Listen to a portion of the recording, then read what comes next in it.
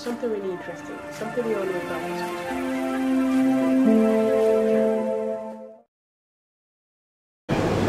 Hello, thank you so much for joining us today. I'm Grace. The guest for today is Ahmed. He's going to tell us everything we need to know about blockchain, cryptocurrency, and Bitcoin. He is a Bitcoin and fintech researcher. Thank you so much for coming. Thank you for inviting me. Yeah. So I recently heard about cryptocurrency 2 months ago. Imagine, and I felt outdated or out of this world because everyone was already talking about cryptocurrency, and I was like, what is cryptocurrency? And they were like, you don't know about cryptocurrency. So you will not just be telling me about it, you'll also be telling the viewers. So what is it about? Alright, so whenever I talk about Bitcoin and cryptocurrency, I'd like to firstly think of the concept of money. So back in the day we used to use the bartering, right? So I give you my bottle of water for your phone. So that's how sort of trade started. And then after that came people used shells, they used rocks as well, all different types of things to actually trade for goods and services. And then the Chinese invented, before the Chinese invented paper money, there was metal-backed coins. So you had gold coins, you had copper coins, and then because it was very hard to carry, there was a lot of problems associated with it, and the Chinese invented paper money. Okay. They said, all right, if we have a certain amount of gold in the vault, then this paper money could essentially represent the amount of gold or other metals in the vault. And so as we evolved using money, there was always innovation. So I was trying to innovate from previous innovations because they always had problems, and then society was forced to find new ways of using money or dealing with money. And so then in the past at least 100 years, we've had we were under a gold standard. So that meant was the dollar was pegged to the gold. Okay. All right. And then 30 years ago, 1972, which is more than 30 years ago, we had, so President Nixon in America, he basically depegged the gold from the dollar. Okay. And what that meant was, for the first time in history, you had the dollar trading with the pound and other currencies. And so back in the day, at least in the past many hundred years, you had a currency which was always backed by a certain amount of gold. But now you have a currency which is backed by nothing. It's backed by the government. Yeah. It's backed by, you could think of it as you're putting your faith that the government will do a good job economically. Okay. So if you don't like Trump and you don't like his economic policy, then I don't know if you'll have a lot of faith in the US dollar.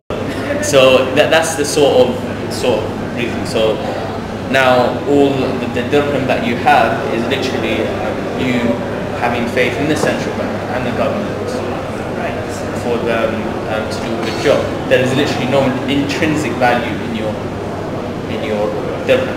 There's just a piece of paper. That's it. Exactly. Yeah. So now cryptocurrency comes in. So we'll talk about Bitcoin. It was the first cryptocurrency, and again, Bitcoin doesn't have any intrinsic value as well. It's not backed by anything. But I like to argue as well that Bitcoin is backed by cryptography. It's backed by cryptography and mathematics. Okay. Because of that, it makes the system very secure. Okay.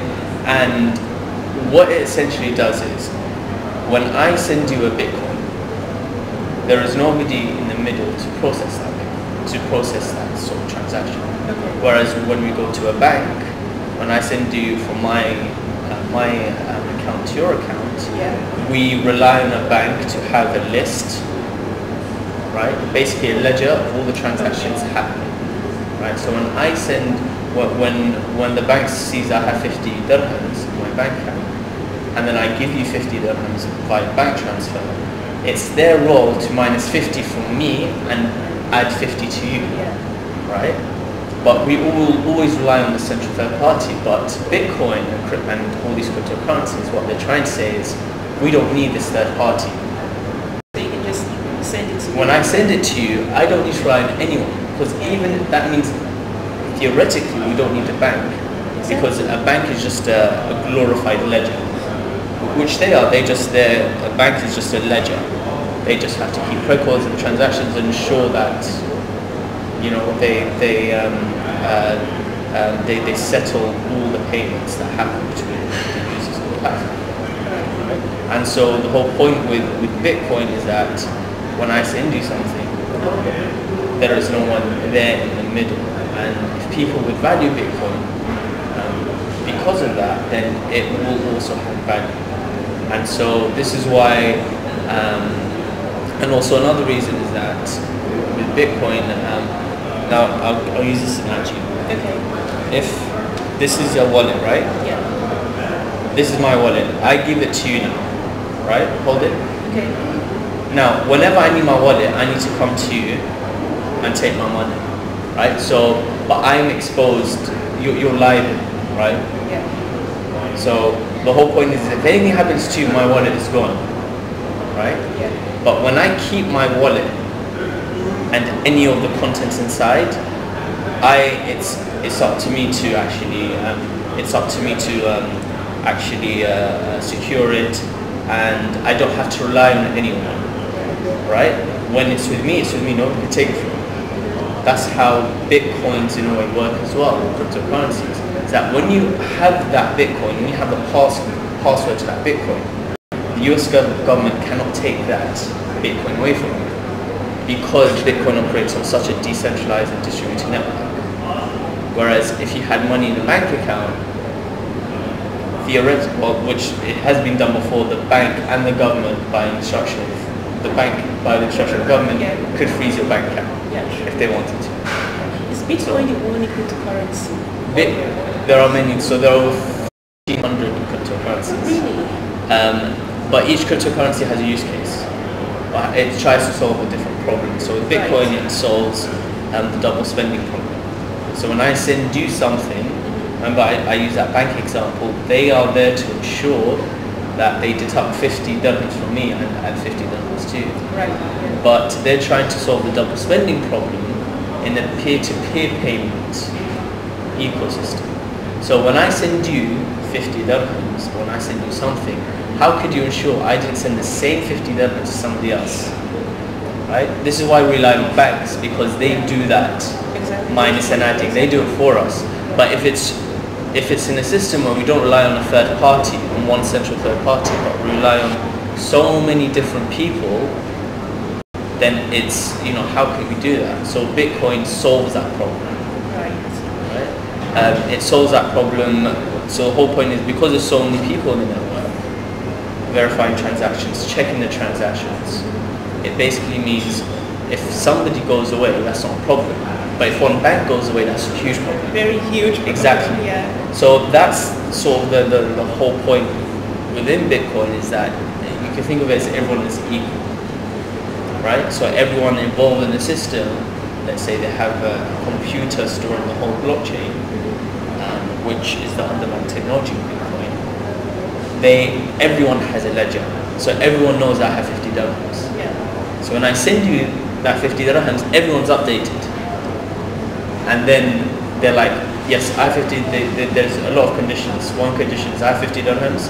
Second condition, has he sent it to anyone else? They see no. And third thing, did he sign it from his password? Does he know his password? Yeah. Yes. And once they all tick it and say yes, then it gets sent to you.